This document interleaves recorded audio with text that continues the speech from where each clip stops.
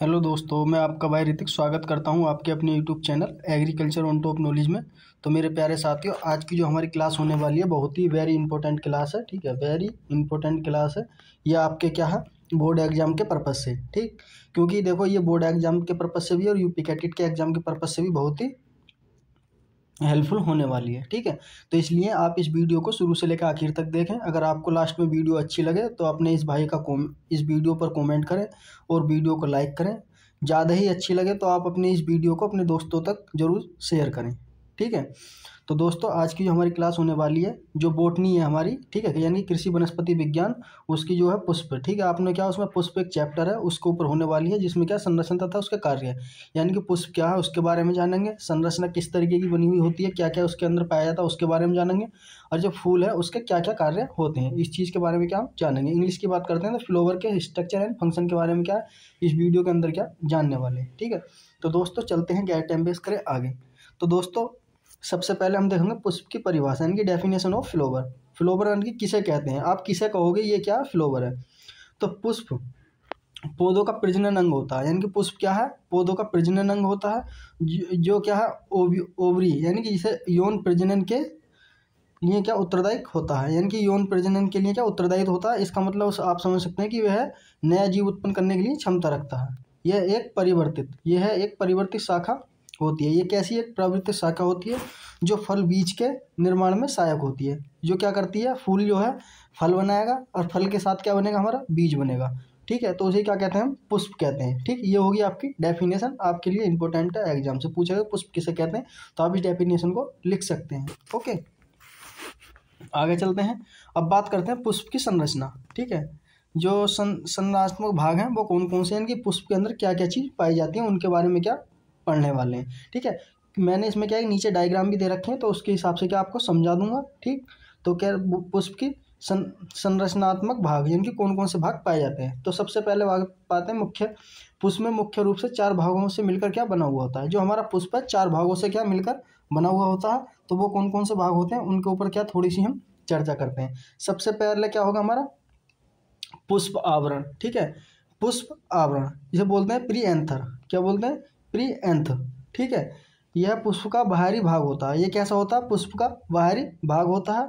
इसमें क्या 2 भाग होते हैं, यानी कि पुष्प आवरण कितने भागों से मिलकर बना होता है, 2 भागों से। ठीक, वो कौन कौन से, बाह्य दलपुंज जिसे बोलते हैं कैलस। ठीक है, यह हरित रंग के बाहरी दल में होता है। ये कैसा होता है, हरे रंग का होगा और बाह्य दल में होगा, जिसे क्या हम क्या कहते हैं, सेप्लस कहते हैं। क्या कहते हैं, सेप्लस कहते हैं। इनका कार्य कली की सुरक्षा करना होता है, यानी कि बाह्य दलपुंज जो होगा वो क्या करेगा, जो हमारी कलियां हैं, जो पेटल्स हैं, उनकी क्या रक्षा करने का काम का कौन करता है, बाह्य दलपुंज करता है। ठीक है, या उसे ही क्या हम बाह्य दलपुंज कहते हैं। आपसे पूछेगा कि डेफिनेशन अगर पूछ ले बाह्य दलपुंज किसे कहते हैं, तो आपको क्या लिखनी है, हरित रंग के बाह्य दल होता है जिसे क्या हम सेप्लस कहते हैं। इसका कार्य कलिकाओं की सुरक्षा करना होता है, उसे क्या कहते हैं, बाह्य दलपुंज कहते हैं। ठीक है, बाह्य से आप समझ सकते हैं बाहर की तरफ, जो आकृति बाहर की तरफ क्या पाई जाती है। ठीक, उसे क्या डायग्राम में मैं आपको क्या दिखाऊंगा।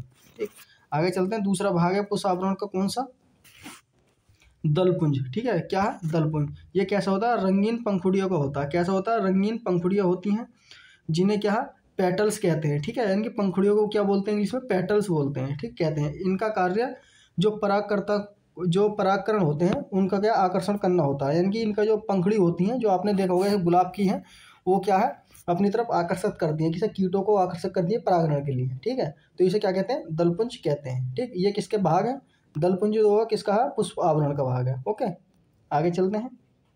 देखो दोस्तों, ये क्लास जो है लगभग 10-15 मिनट की होगी, ज़्यादा की नहीं होगी। ठीक है, इसलिए आप इस क्लास को पूरी देखें। ठीक है, अगर आपको अच्छी लगे तो लास्ट में इस पीडीएफ के लिए आप कमेंट करें, आपको ये पीडीएफ फ्री ऑफ कॉस्ट क्या मिल जाएगी। जितनी भी मैंने अपने यूट्यूब चैनल पर क्लासें करा रखी हैं उसके लिए पीडीएफ चाहिए अपने एग्जाम से पहले, तो आप ये मैसेज कर सकते हैं बेधड़क होकर। ठीक है, अपना बड़ा भाई समझ कर। ठीक, तो दूसरा भाग है पुष्प का हमारा क्या है, पुंकेसर मंडल, यानी कि एंडोस्पर्म। ठीक है, एंडोस्पर्म। ठीक है, यह पुष्प का नर प्रजनन अंग होता है। आपसे पूछेगा कि पुष्प का नर भाग क्या कहलाता है, यानी कि निम्नलिखित में से पुष्प का नर भाग कौन सा है, तो कौन सा हमारा पुंकेसर मंडल होता है, यानी कि जिसे बोलते हैं एंडोस्पर्म। ठीक है, एंडोस्पर्म के नाम से क्या जाना जाता है, इंग्लिश की बात करते हैं तो इंग्लिश में आपको क्या देगा, इसलिए आप क्या इंग्लिश में याद रखें। ठीक है, इसमें क्या पुंकेसर क्या स्टिग्मा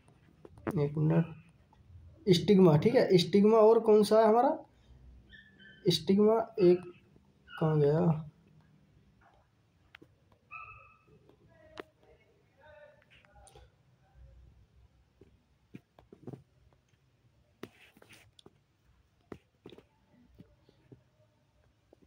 पिस्टल, हाँ, पिस्टल और स्टिग्मा दोनों क्या, ये पिस्टल, ठीक है, मादा ये वाला ये भाग है, ये क्या दोनों प्रेजेंट होंगे, ठीक है। उसे क्या कहते हैं, बाइसेक्सुअल बोलते हैं, उसे क्या कहते हैं, बाइसेक्सुअल बोलते हैं। इंपॉर्टेंट है ये दोनों पॉइंट, तो आपके लिए बहुत ही इंपॉर्टेंट है।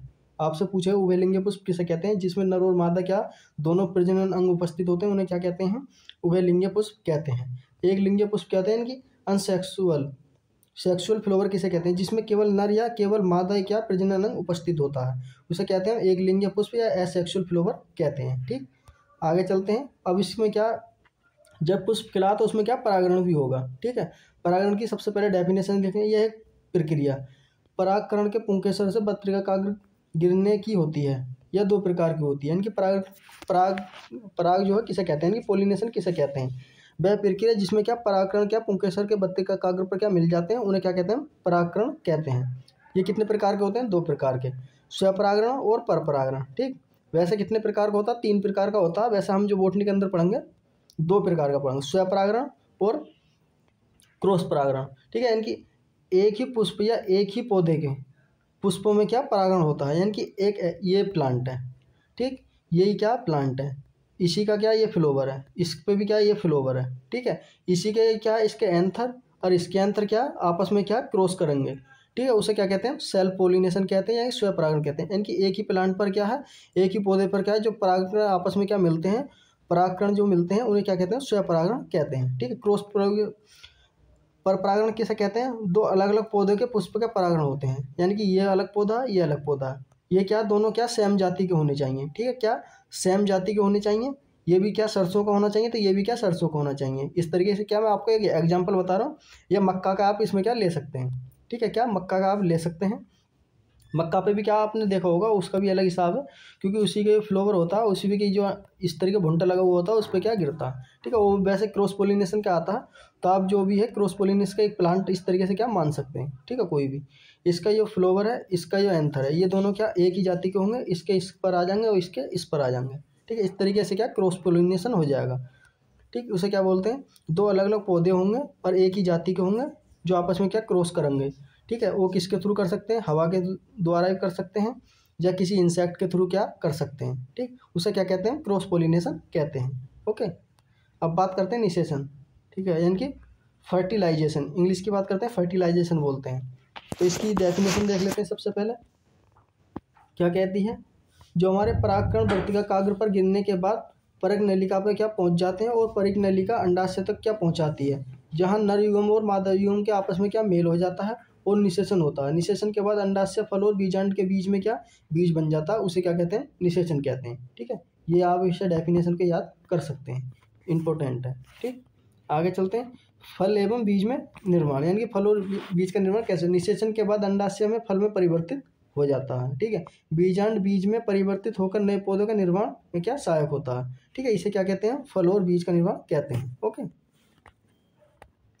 तो थैंक यू दोस्तों, आई होप, मुझे उम्मीद है कि आपको ये वीडियो पसंद आई होगी। अगर आपको ये पीडीएफ चाहिए तो मैं आपको क्या अपना नंबर दे देता हूँ, आप उस पर क्या मैसेज कर देना, ठीक है। आपको फ्री ऑफ कॉस्ट का पीडीएफ ही मिल जाएगी, जल्दी से कर देना आपके एग्जाम से पहले। 95 28 63 90 99, ठीक है दोस्तों। इस पर क्या आप ये मैसेज कर देना, आपको फ्री ऑफ कॉस्ट क्या है पीडीएफ मिल जाएगी। अगर आपको ये नंबर समझ नहीं आया तो मेरी यूट्यूब के बायो की लिंक में है, ठीक है, आप वहाँ से क्या ले सकते हैं और वहाँ से क्या चैनल भी ज्वाइन कर सकते हैं। व्हाट्सअप चैनल है, जो इंस्टाग्राम है, इस तरीके के क्या चैनल बना रखे हैं, तो आप उन्हें भी ज्वाइन कर लो, ठीक है। तो दोस्तों मिलते हैं इसी प्रकार की अगली क्लास में, तब तक के लिए हमें इजाज़त दें। मस्त रहें, स्वस्थ रहें और बताएं आपको वीडियो कैसी लगी। धन्यवाद।